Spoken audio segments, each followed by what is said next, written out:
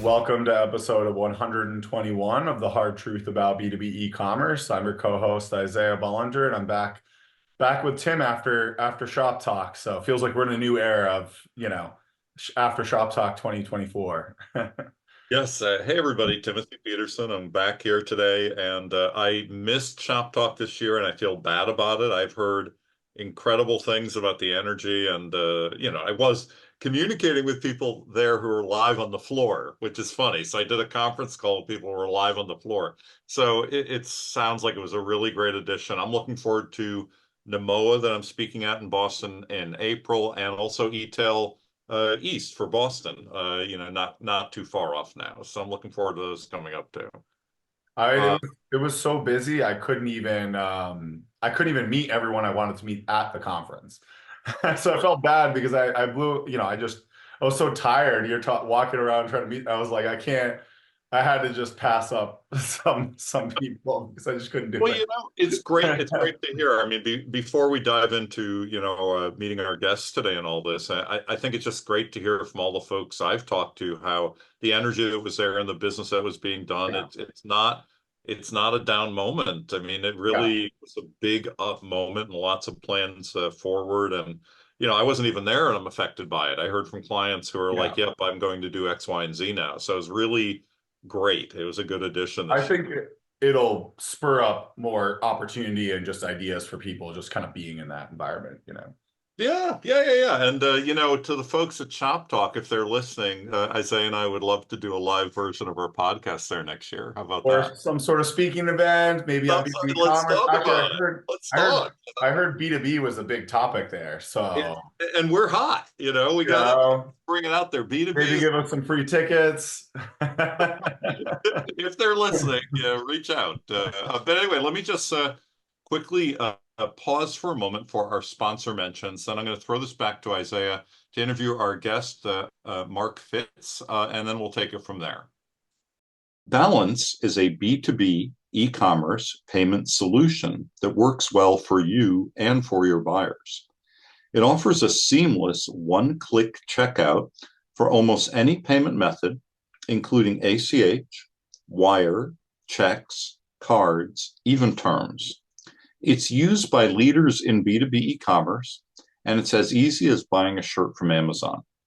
Check them out at getbalance.com. Book a session and tell them what your needs are. They are the first dedicated payment platform for B2B e-commerce, 100% tailored to your needs. Thanks again to our sponsor, Balance. I did forget, though, I did have a couple shout outs. I'm having too much fun here. Just a couple.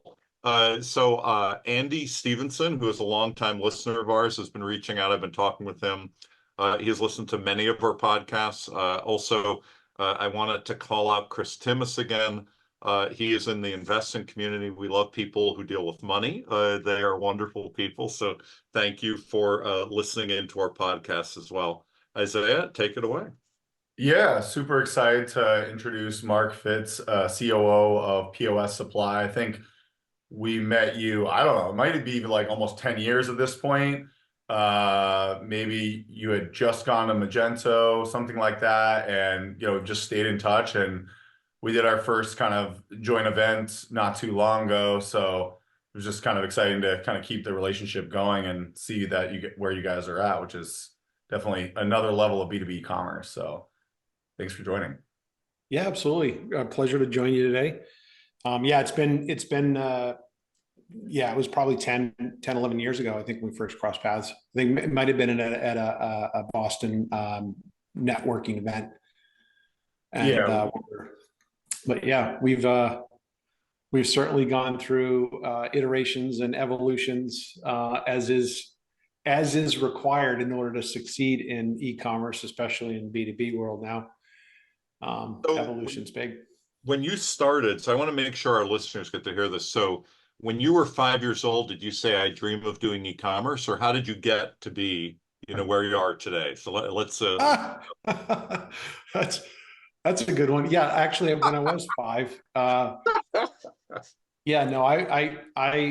kind of stumbled into e-commerce a little bit. I had been in the tech world for a while, and started up a web development and hosting business way back when in the late 90s. Wow. I'm going to age myself here. But then had an advertising agency and an outdoor advertising media company going into 2000, 2001. And at that time, of course, when September 11th happened, the entire advertising world came to a stop. And those who are in that world at that time know what I'm talking about. There's literally nobody was spending anything on advertising for months. So I had been helping other companies with my hosting business and development business, helping other companies kind of build websites. And at that time, they were archaic. Wasn't the notion of e-commerce really wasn't. Yeah, there was no Magento or one of No. these platforms, Yeah. No, there was no anything. It was just pure HTML, way back. And so long story short, I actually started selling on eBay. Mm-hmm. eBay was, brand new then. It was up and coming. And I had a friend of mine who was in the footwear business. And I said, hey, have you ever tried, if you ever think about selling online? And he's like, no. I'm like, well, do you mind if I buy some stuff from you and start to build a website? And over the course of the next couple of years, built a business that was I was an online footwear retailer. I started by selling on eBay, ended up becoming one of the first people to sell on Amazon and through Google Shopping, and actually helped all of those businesses build their seller platforms ultimately, and became the #1 footwear retailer in the world on eBay and Amazon at that point. That was back in the early 2000s. What was your business called? It was called Grapevine Hill. Mm-hmm. So yeah, it was exciting. I still have my t-shirts and paraphernalia that I made for the whole company. Every time we hit a milestone of like 50,000 feedback, 100,000 feedback, 500,000 feedback. Yeah. So it was a lot of fun and exciting. You couldn't do what we did then. You could not do today. Yeah. We built from 0 to 25 million in sales over the course of a 4-year period. Wow. Absolutely. You probably didn't need to spend millions on Google ads and Meta, like that. No, it didn't exist. Yeah. There was no Meta, so yeah. It didn't exist yet. Yeah. So it was really, eBay was a big part of it, but building the website and, first iterations of some of those platforms, that you talked about were coming out back then. And so, yeah, I think maybe, way back when, I think we might have used Volusion. Yeah. And then we were using, we definitely used the early versions of Magento. Yeah. What was the other one? Miva Merchant. Remember Miva?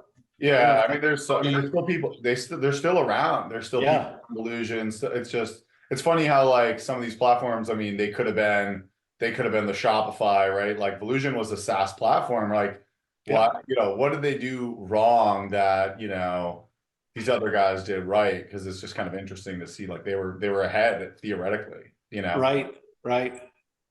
But man, those early days were a lot of fun. They were. Our listeners have heard this before, but I had an eBay business too. I started in the 90s, and I did it with my husband and my sister-in-law, and it was a very successful business. I'd taken an older business, I morphed it into that, and it was toys and collectibles, and it was a lot of fun. It was a great ride. I have to say. Love it. Yeah.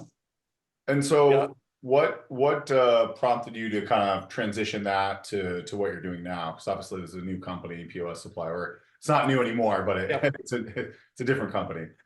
So I sold Grapevine Hill many years ago now, and had a couple of other e-commerce businesses that I had. I had a custom cowboy boot company online and a fashion apparel company.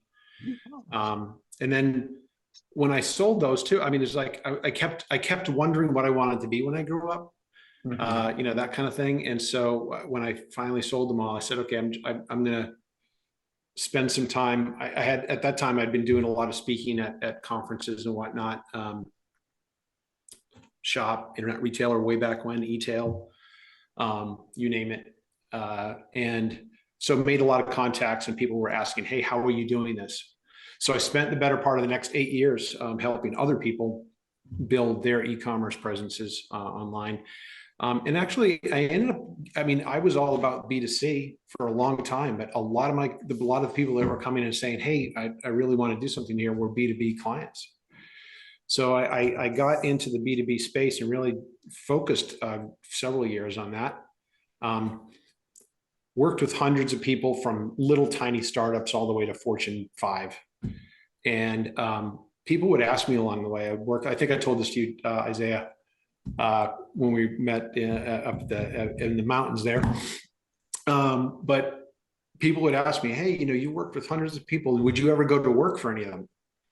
And I said, honestly, I can count on one hand how many people I would actually go to work with on a permanent basis. I understand that.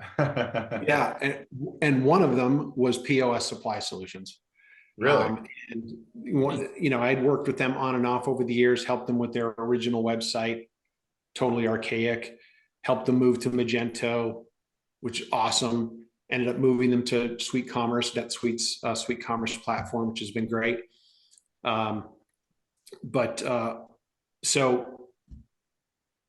Eventually, Stephen Enfield, the founder and CEO of POS Supply, said, I really need somebody to come on and run the business, be the COO, be my right hand here and grow this thing. And I was tired of flying back and forth to Vegas and other, you know, locations all over, you know, every week. So it was close to home. I decided to put my stake in the ground and spend some time really working on you know, this business and helping to grow it. And it is pure B2B. It's awesome, and I love the challenges of it. Consumers aren't buying POS supplies. Is that well? Some of them do. We actually had a guy who has a worm farm who was looking at we have these big craft paper rolls that we sell, you know, and so he's like, hey, you know, he wanted to find out all about all the materials that were, you know, that were in this product, because he wanted to let he wanted to grind it up and feed it to his worms. And, you know, so for whatever purpose, I don't know, but yeah, we've had that, and people that have, like, you know, real big, like people that have birds, and will use that paper for the bottom of their cages and stuff like that. But that's probably a, you know, 1/10 of 1% of our business, but I value every one of them. Well, you know, I'm gonna just take a segue for 30 seconds, because you just brought up something hilarious that is an old memory of mine. So I used to work for a company called CMS Direct and Prefer Network, and we had a lot of catalog clients, right? Well, what happened with old catalogs? They used to be sitting around the warehouses. Well, some of the companies would have them shredded so that they would go to, like, you know, for pet places and pig sties and bird cages and all that kind of stuff. So when you just said, like, you're selling your craft paper to line bird cages, that really brings me back, because it was like, I had no idea that Land's End would, like, send catalogs to, you know, pig sties for them to dig around. It cracks me up. That's amazing. That's so funny. Yeah, it's crazy when you hear things like that. Oh my God, that's great. That's really great. So what percentage of your business at this point is kind of e-commerce or digital, or is there still an offline kind of sales component to it? There's definitely still an offline sales component to it. I think that when it started, it was all direct sales offline. I think over the last 6 years or so, we've grown the e-commerce side of the business from about 20% to about just about 50% of the business now is e-commerce, B2B commerce. Oh wow! So when you started, it was only like 20%. So it was a small, yeah. Yeah, it was a much smaller percentage, but you know, and who was doing the business? Was it sales reps or kind of phone orders, or how are the orders coming in?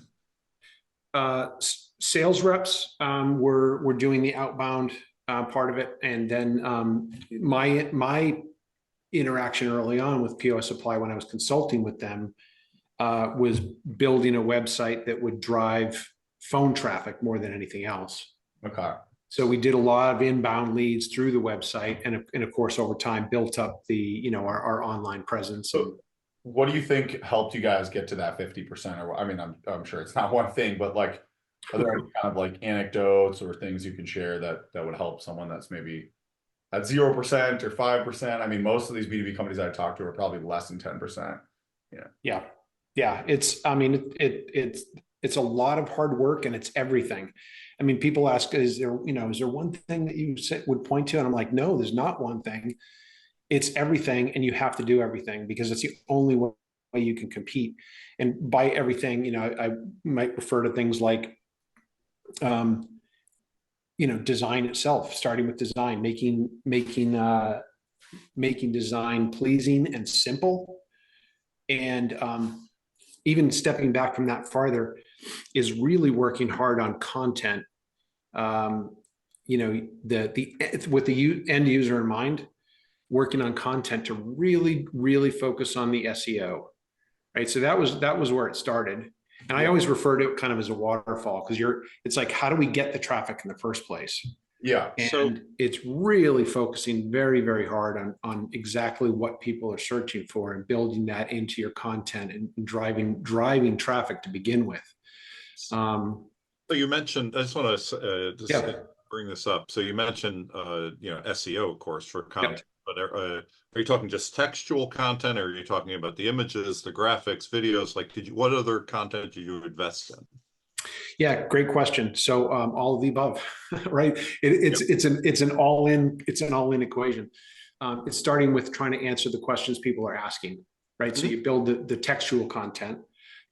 We've then gone on to build visual content as well as video, a library of how-to videos or answering the most common questions with videos.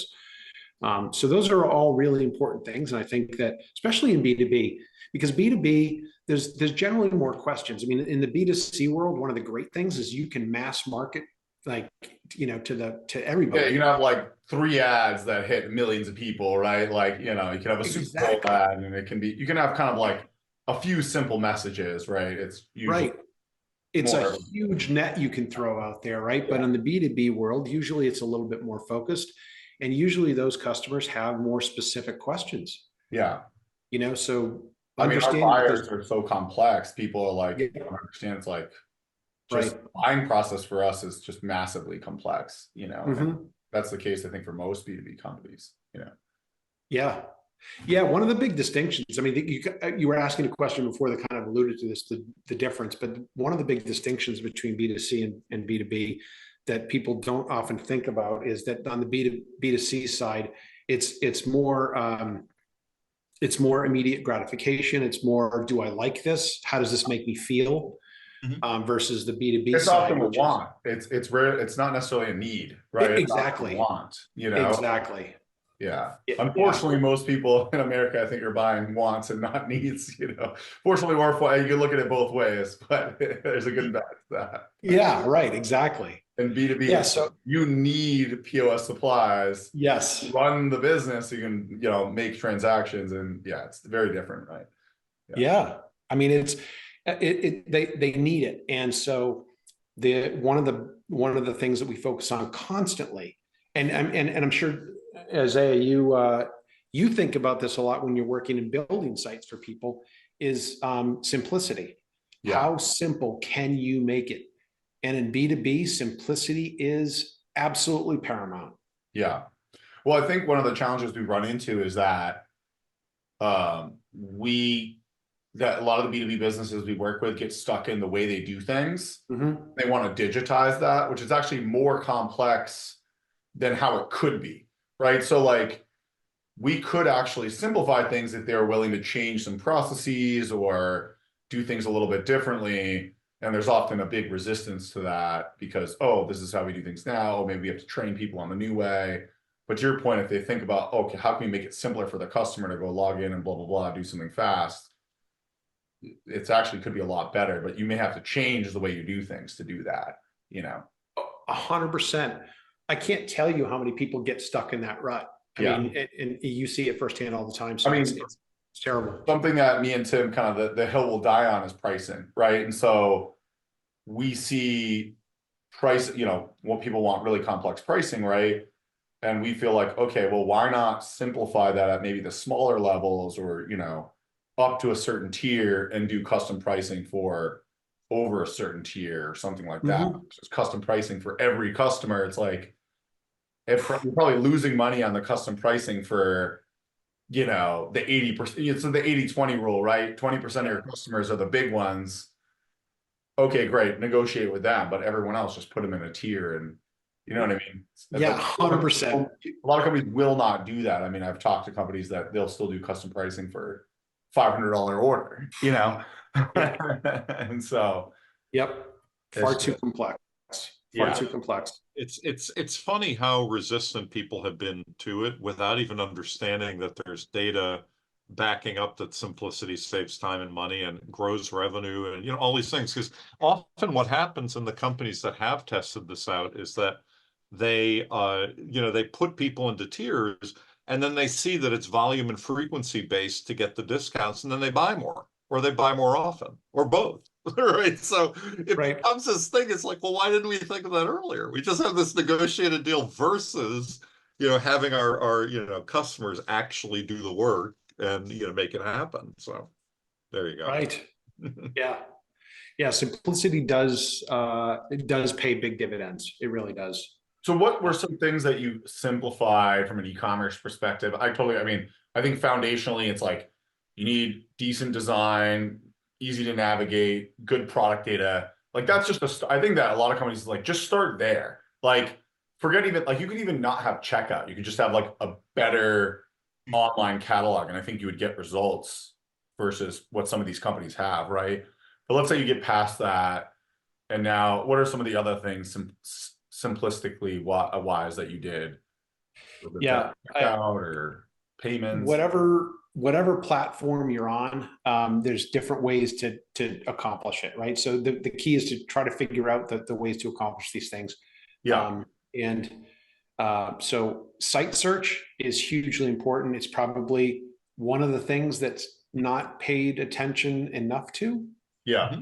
But so really working hard on keywords that will make it easy. So like, for example, when people buy, let's see, do I have one here? Yeah, I do.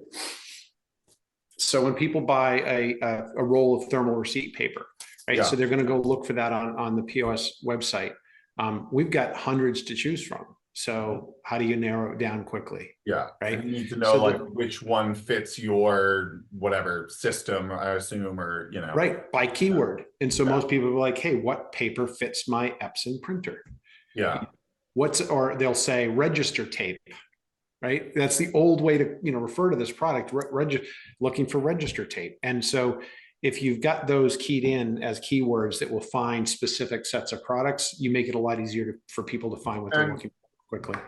Are you guys using a site search technology? I know you're on SuiteCommerce. Is there a tool that powers that?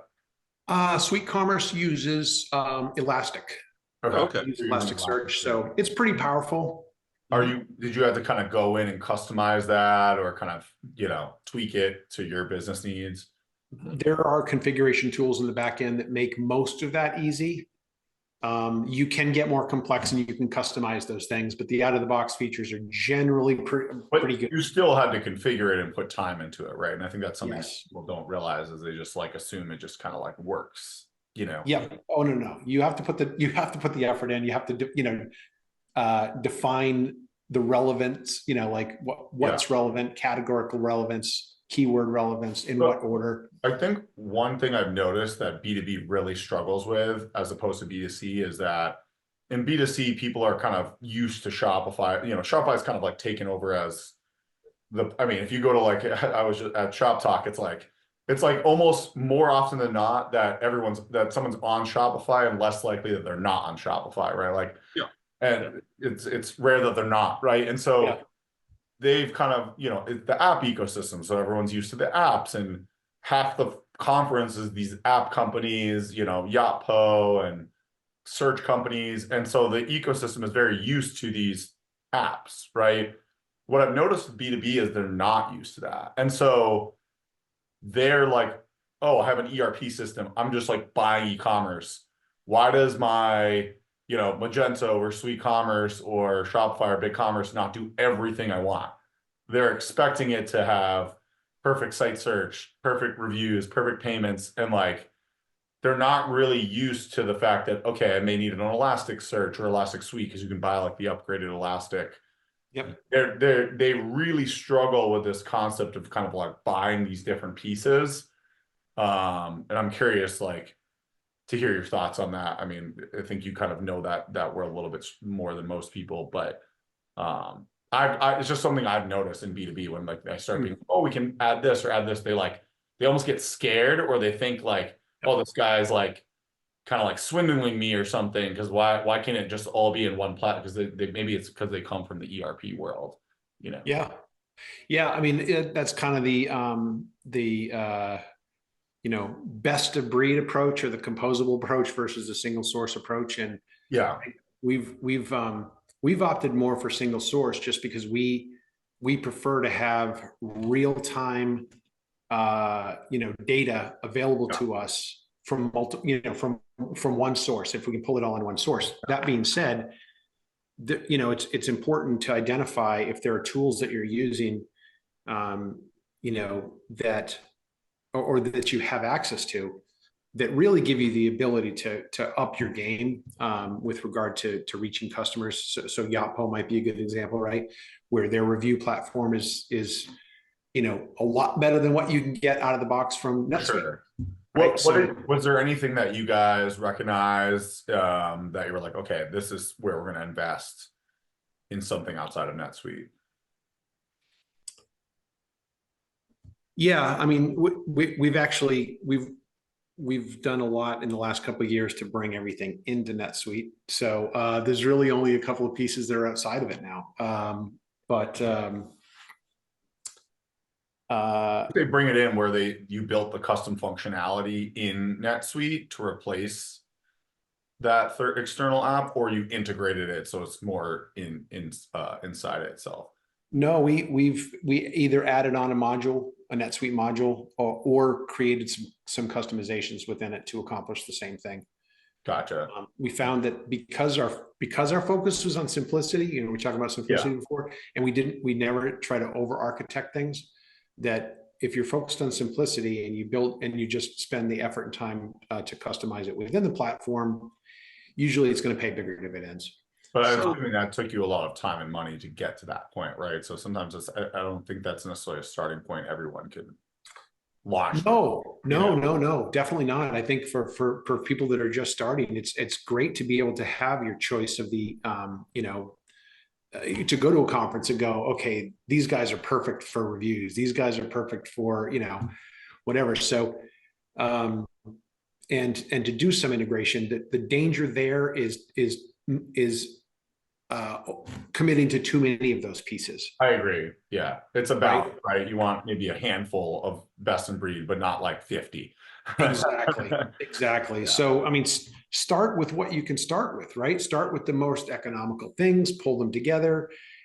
You'll find over time that the more things that you pull in, it's going to cost you more time and money to just manage those integrations. So, that's what we found. So we decided to go the opposite direction and start to push those out and start to integrate, within our own platform. No, I think the conversation I've had with some of my B2B companies that I've worked with is it's interesting that you're already there, because I think that they're in some stage of this journey and they're trying to figure this all out. Because I often have conversations that are not so much about search, but it's about findability, where you put under that category, it's like, well, that findability could be site search, or it could be product categorization, or it could be filtering, and then you have discussions about how people are going on that purchase journey, and do you need a configurator, because it's complicated, you're putting things together, or so it becomes a slightly different conversations for all those people. And if they're early enough in their journey they have to kind of do these things in pieces, right? Yeah. You get Right. these I different think you bring up an important point though, which is especially in B2B, that integration is really complicated and expensive.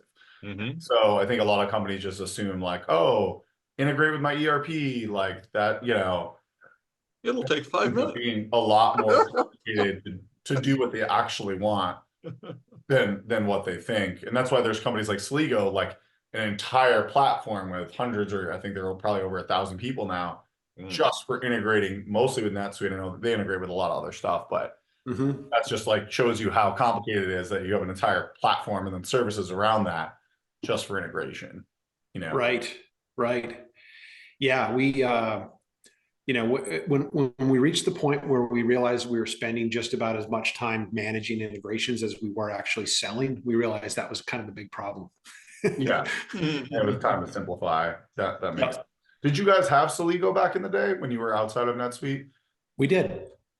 Yeah, we used the Magento Sligo connector for NetSuite. Yeah, Sure. That makes sense. I mean, that seems it's a common. It's rare that I hear someone has something else. So Sligo's great. Yeah, I love Sligo too, by the way. I mean, and they're not paying us to say that. So everyone to know. They're pretty great. A couple other questions kind of, circling around a lot of the stuff that you're up to. So, tell our listeners, do you use click to call? Do you use live chat? Like what other sorts of things are happening on your site for ways to, communicate on the spot, if somebody needs something to happen? Yep. Great question, because I think that's really important. I think I alluded to that earlier with B2B is having clear calls to action to reach out. We are here. We will answer the phone. We're here to help you. So, because that's it's very important to keep the consultative sales approach in your mind, even when you're trying to sell online, right? Sure. So, great question, because so we have used click to call in the past. We don't anymore. But we do use chat. We have a chat software embedded, which is super helpful. It's got a couple of AI features built into it that help. Is that NetSuite or is that a third party or?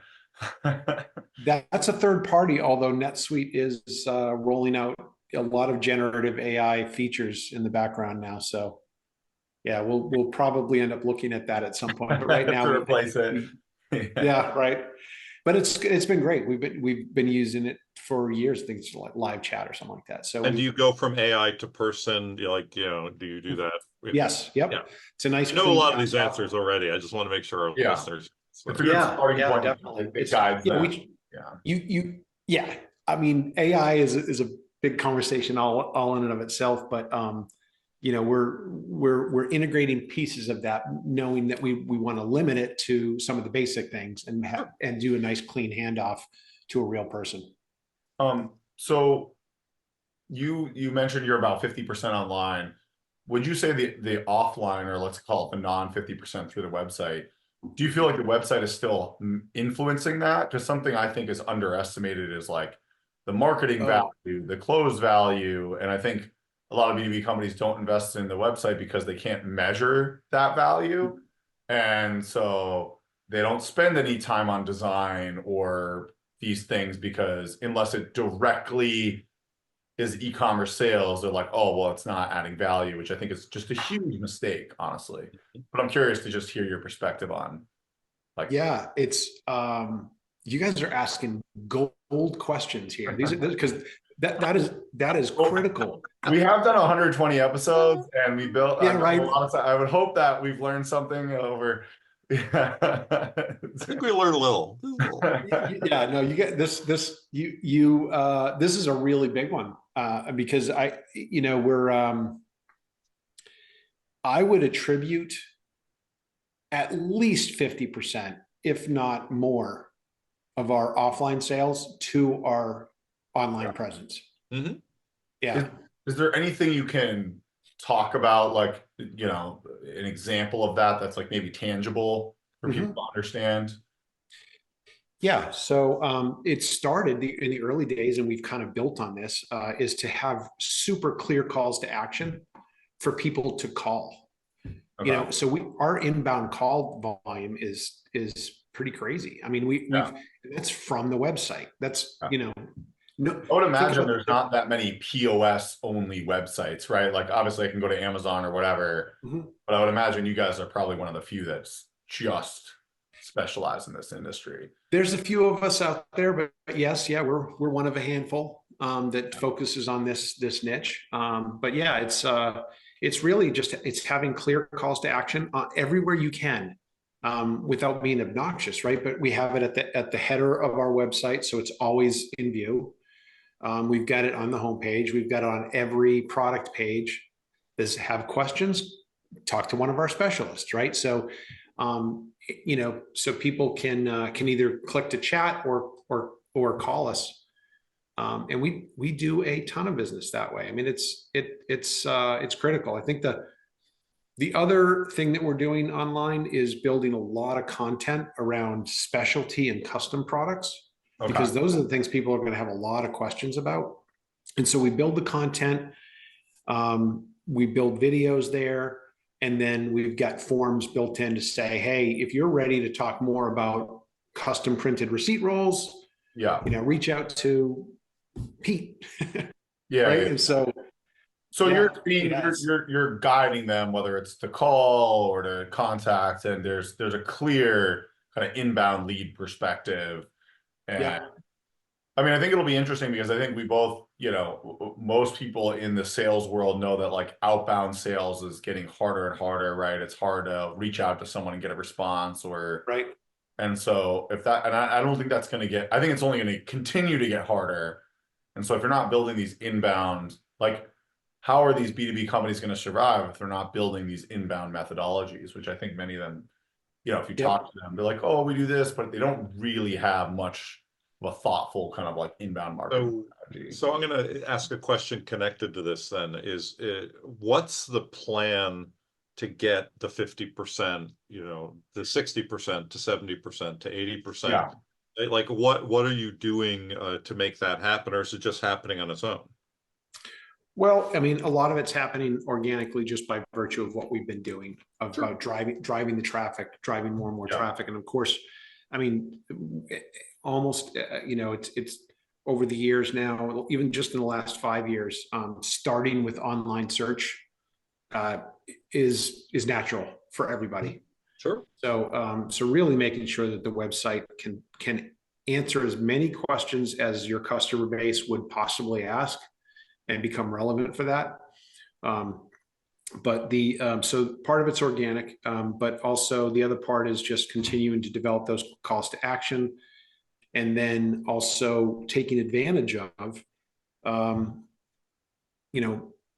AI at a basic level, the machine learning level.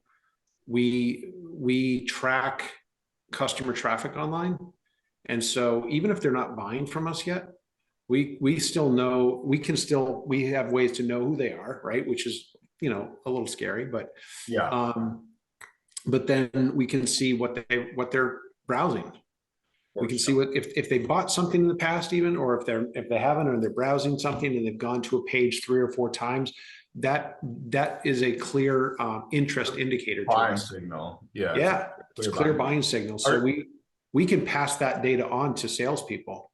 I was going to ask, so how integrated are your salespeople into, like, it seems like they're very much on board with this, and you guys you must have overcome we're competing with the website. I'm assuming you guys overcame that problem, which I think is a common problem for a lot of businesses that aren't quite where you are. Yeah, no, our salespeople love our website because we actually commission them on web sales. Sure. If they engage with the customer, we're gonna commission them on that. And you make it quite simple. It's just like they're engaged and they tag it to them in NetSuite or something like that, and it's quite simple that way. It 100%. Because our website is built on NetSuite. It's all native in there. So all that data is native. So we just pull it into reports, and then it automatically fires off an email to the salesperson. Here's a list of leads. Here's what they were interested in. So it's pretty powerful. How do you decide when they're determined that they should get commission for that? Like what? As soon as they've closed a sale. Okay. As soon as they've closed a sale or they've engaged, or they've engaged the customer and provided a quote, Okay. then we'll list them as the sales rep for the account, and and then they'll get commission for any sales during that year. Okay. What happens if they already started buying online? Are the sales reps allowed to kind of reach out, trying to upsell them? How do you kind of handle something like that? Another great question. We've got more. Yeah, that's a good one. So that takes a little bit of work, right? So we have a team that's constantly updating data on customer data. So if we've identified that a customer fits a certain category, we'll categorize them. And so either then we're targeting a category that we know has bigger upside, or if we come across a company that we're like, hey, they might need more than just toner. Yeah, McDonald's orders one toner from one location. And you're like, well, this is actually McDonald's, not just exactly one little, location or whatever. Yeah. So I mean, we had a casino buying regular thermal receipt paper from us, and we're like, hey, well, we sell the secure ticketing for when people win something, they print their winning ticket and they go cash it out at the cashier. Well, like, we have that product. We have labels for different things, right? So when we see something like that, we'll refer those to a salesperson to follow up and kind of explore how we can upsell and cross-sell them. So a related question: some companies allow their salespeople to do their own marketing, using whatever assets that the company has, but then they have their own program. So it's like, here's Tim's reorder program, right? And then if it's successful, then it's adopted over, other salespeople on the team. Is that something you've also done?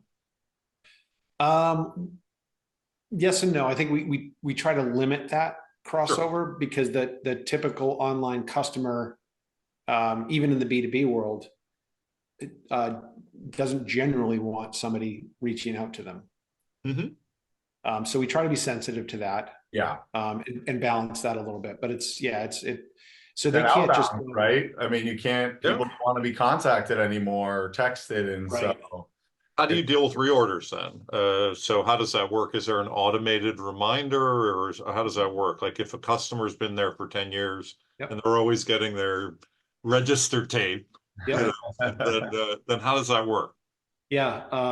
So yeah, we have an auto reorder program. Because a lot of our customers, I mean, as you alluded to, in the B2B world, they're buying 2 or 3 products, and they're buying them every week or every month or every quarter.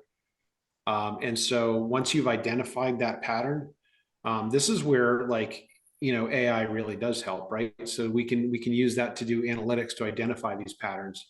And now when they come back to the website, we can serve up very specific dynamic information to them, but we'll also promote the auto ship. So, hey, we've noticed you buy this every 3 months. Do you want to set it up on auto ship and save 5%? And that works really, really well. And then we have that on all of our product pages too. I mean, we've built it in now, so every product has it's like the Amazon thing: one-time purchase, or do you want to auto ship and save 5%? I mean, subscription is so underrated for B2B. I think that most B2B organizations underestimate how much money they could be making with subscription. And if you do it right and you keep it that special word simple, people will use it. Do you offer skip a month? Do you have that? Yeah. Yep. They can pause it. They can skip. Yeah. That's good. Excellent. Excellent. And that's also built into NetSuite, or using something outside? NetSuite actually has an add-on module you can add for that, but we had already custom built ours. They were a little too slow. You heard that, NetSuite. Oh, they hear it from me all the time, believe me. I know. I'm sure they do. I guess these are sort of the way that I've talked with a lot of clients about these things. Another question is really related to, shipping versus pickup versus split shipping, all of the weird logistics things that B2B customers do. So do you have lots of flexibility with that? Like, if I am Macy's and I'm buying for, 450 stores, you have like a portal where everybody can get things divided up and figured out in the right way. Is that how that works for you? Yes, for the most part. I mean, some of the demands are a little too complicated Of for course, yeah. for NetSuite to handle cleanly anyway and simply. But yeah, we have several different ways to handle that where we can allow one organization to have 100 logins. Mm-hmm. And then they can either have their own carts or they can have shared carts, because there's some companies that have multiple people buying, but they want to put all their orders into one cart, have it shipped to a distribution center with their own PO numbers, and then they get, right. So there's a couple of different ways to handle that. And it especially, I mean, in B2B, you have to be able to offer some level of that, because that's just the way of the world. And then just the part two to this, and I'll throw it back to Isaiah, is that some companies, have figured out all the algorithms for what's most favorable to them for these complicated logistics things, and they're offering micro discounts based on all of that. So is that something you've been able to figure out too? Because that is complicated, but saying it's like 2% less if you do this for your 100 locations, right? I mean, have you been able to do that yet? The way we do that is that if somebody has a pattern of shipping a lot of different products to different places, or a lot of products to one place, even better, we'll end up coming back to them and saying, hey, if you bulk up and ship to this one location, we'll be able to give you a 5% discount. Perfect. That's what I was hoping you were able to do. Because again, it just makes sense for you to be able to have some capability in that area. And it's been fine-tuned, to a really big degree for a lot of folks lately. And it's kind of interesting to see. It's gotten more and more and more complicated. And there are some businesses that have incredible demands for that. And we do the best we can. We've got some really good basic functionality around that. What are you guys doing for payments? Like, how are you guys doing net terms through NetSuite, or does it depend on what you negotiate with them? Yeah, I mean, everybody that comes through the website, if they're coming through the web first, they're paying with a credit card or with PayPal or something like that, right? So, but all of our offline customers, we of course promote that, but we offer terms, net 30 terms, net 45. I mean, depending on what they need. And then once a customer is set up with terms, or with any payment method for that matter, they can then either call in and place their order, email their order in, or go right online and log into their account, and they can actually buy using their terms, and it'll tell them you've used $5,000 of your $10,000 credit limit, and they can pay you with invoice. Yeah.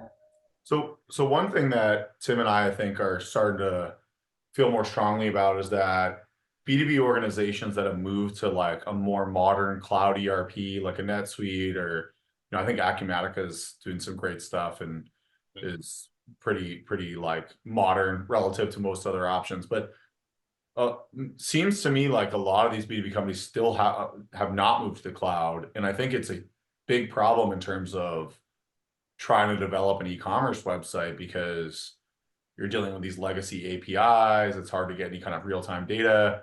And so I'm just curious, like, what your thoughts are on that, or what you would do if you were a business, and like, let's say you came into a business and they weren't on NetSuite or they weren't on Acumatica. Would that be where you start? Because I'm not sure e-commerce would necessarily solve their core problem if you can't get the data out. Yeah, that's a tough one. So we used to have a server farm. I mean, like we had all kinds of stuff going on here with in-house software platforms, and that does not bode well for the kind of flexibility that you really need to be able to service your customers and be able to focus on your business. So the online platforms are a very, very important part of our recipe for success. being able to have all that data available more real time. How long have you guys been on NetSuite? Since 2003 or 4. Oh my God. Wow. So you In guys fact, are ahead of the curve there. in fact, funny story I'd love to share is that when we first started, and I wasn't part of the company then, although I was associated with the company then way back when, consulting wise. But so I remember, and I think we still have a screenshot saved somewhere. So Evan, do you guys know who Evan Goldberg is? Yes. Yeah. Yep. So Evan's the founder of NetSuite, one of the founders, and he's just, the CEO of that division in Oracle, right? So way back when, we opened a support ticket, and this is back in 03, 04, right? And opened a support ticket up at night because we all of a sudden got, we realized there was an issue. And then a couple hours later, like at 12:30, 1 o'clock in the morning, we got a response back. Your tickets, your support ticket's been resolved. Here's the resolution. And it was the name of the person on the ticket, Evan Goldberg. There you go. It was in like fixing code in, at that time, NetLedger, right? Wow. So it's like, that's awesome that, your founder's in like replying to support tickets in the middle of the night. Wow. My first introduction to NetSuite was I worked at the Williams-Sonoma companies at Pottery Barn, and they had them for retail and catalog before they had a website. So that's how long ago they had it. So even before they had a website, it's just and I don't know how they got in with such a great company so early, but it was really like, oh, what is this thing called NetSuite? And that was my introduction to it in the 90s. Yeah.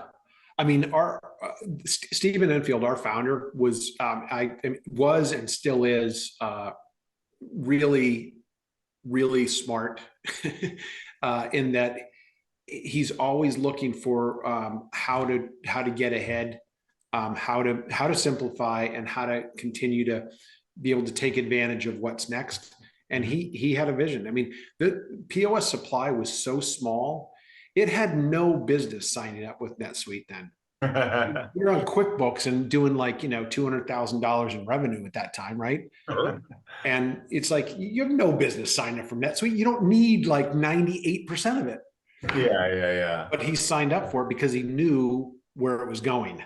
Yeah. And he just believed in the vision. And sometimes you just gotta have to have that conviction and just grow into it, and it might take a while. It took 20 years in some ways, right? But yeah, I think it paid off.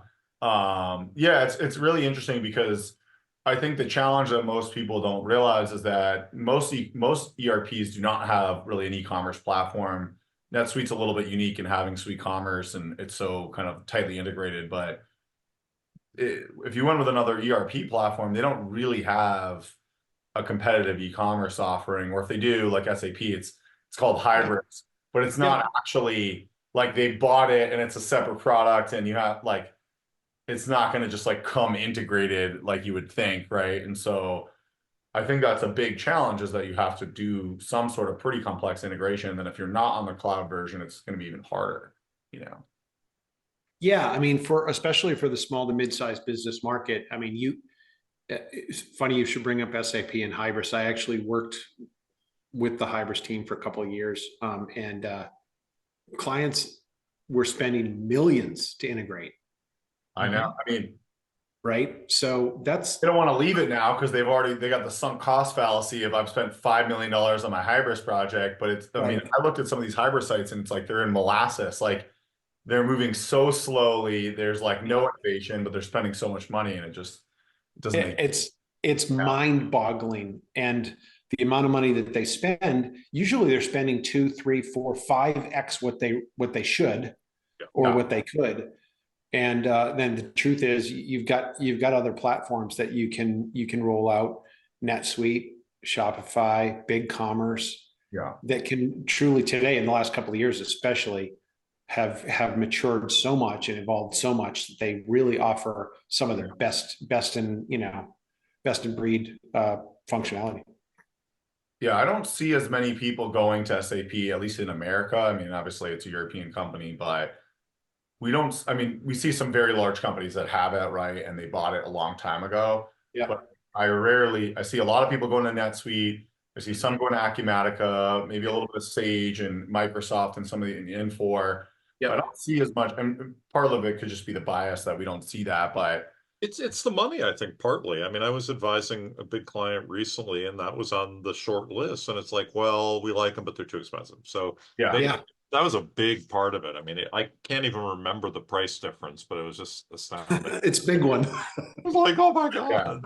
Well, I think these really big companies, it's hard because there's not that many options that can support these billion-dollar organizations. So they have a list of like 5 ERPs, and obviously SAP and probably Oracle are like the two main ones, and they have to kind of Right. down. They just don't have many options, you know. And then they're hiring a consulting firm to do the implementation. That costs them another 10 yeah, million. they're paying $400 an hour, and all the work's getting done in India for like $20 an hour. Yeah. Yeah. It makes my skin crawl when I see these things happen like that, because I'm like, you could do it for so much less and you could get a much better bang for your buck. Well, it'll be interesting. Do you think that, and it's kind of speculation, right? I'm not in this world, but I think that potentially some of these mid-market companies might be able to scale on a NetSuite or Acumatica, or maybe some of these mid-market ERPs, and maybe take them quite a bit further than in the past, as you know, technology keeps evolving. Maybe that wasn't the case 10 years ago, but it might be now, you know? Yeah, I would agree with that. Mhm. Yep. Yeah, I think that makes sense. That does. It'll be an advantage for people that are able to do that, I think. Yeah, definitely. Significant. So Mark, I have a question for you about the future. You know, Okay. so I want to think just 3 to 5 years. We don't have to go crazy and think like, you know, we're flying around in, you know, our flying cars or something in 40 years or whatever. But what do you think your company holds? Like, what's going on 3 to 5 year window right now? Like, where do you see things? Where do you see investments going? Where do you see, you know, customer trends? I mean, anything you want to touch on, because we've heard a lot of interesting answers to questions like that. Yeah, I mean, for us, we have a pretty clear roadmap for our next 3 to 5 years. You know, we're going to continue to invest in technology. I think again, we're fully committed to putting as much into the single source platform, so we have that true 360-degree, you know, view of the customer, and real-time access to data. The big thing in the next couple of years that's really going to benefit us, and I know this is overhyped a bit at the moment, but AI is for real. The hype is for real. The overhype is also for real. And so right now we're investing for a couple of years down the road, where we know we're going to leverage more data and leverage AI to do more analytics for us, and to do some content development, but a lot more analytical use of it in the future. And that's, you know, that will help us just keep getting incrementally, even at a micro level, better in the way that we understand our customers, what they need, what they do, how they do it, and then how to better market to them. So it's pretty powerful, but it's also challenging. And I think that, you know, that some of the challenges have to do with security. You know, people are concerned about what kind of data you're feeding into this. Like, are you feeding proprietary data into an AI engine? That's, you know, a pretty big no-no.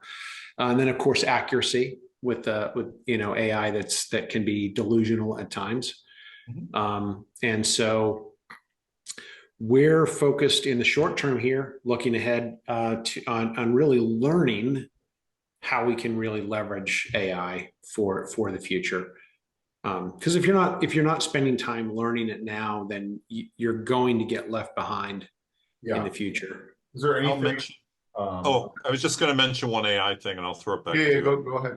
So there's a client I was talking with, and I thought this was kind of an interesting application. They're working on Basically, it's an AI tool that will look at their top clients, look at everything that's happening in the news or out in social media, about those clients, bring that back in, to package it into a report for their teams internally. And one of the clear examples that they gave me was about Sephora adding like 400 more shops into Kohl's stores.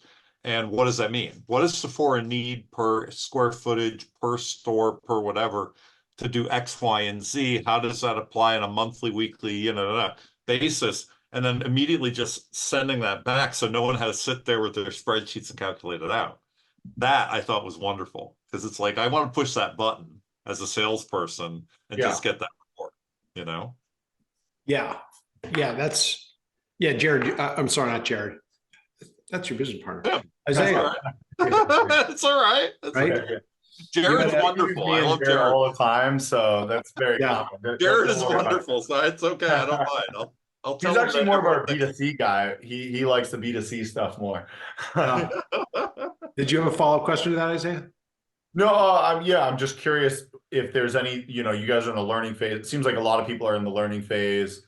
I also think that you got to build your infrastructure first, right? Like before, you can't put the cart before your horse with AI, and some of the basic things need to happen first. But is there anything you've actually been able to accomplish now that you're like, oh, this is like meaningful, or this is saving us time, or? Yep, in little chunks. Most of that's just generative. It's for content. Marketing is using it right now to either generate content, not so much pure generation as it is to like improving content. Right. So the ideas and then start it like a boilerplate, and then you work off of that. Yeah, give it a clear framework and prompt, and and then edit it after to really make it fit.